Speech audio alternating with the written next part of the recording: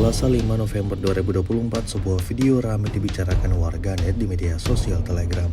Pasalnya, dalam video tersebut menunjukkan kerja tempur pasukan Rusia dalam melawan musuh yang berlindung di dalam sebuah rumah. Karena keunggulan posisi musuh dalam perlindungan, pasukan seorang Rusia menggunakan RPG pada posisi menembak musuh.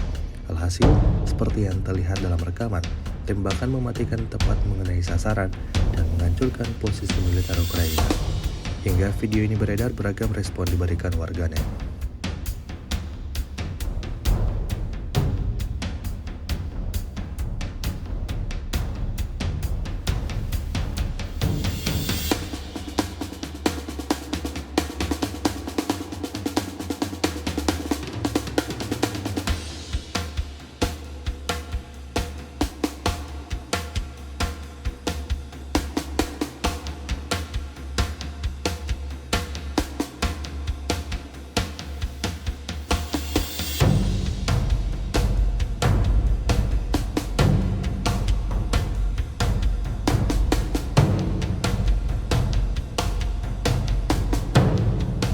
Download Tribun X sekarang, menghadirkan lokal menjadi Indonesia.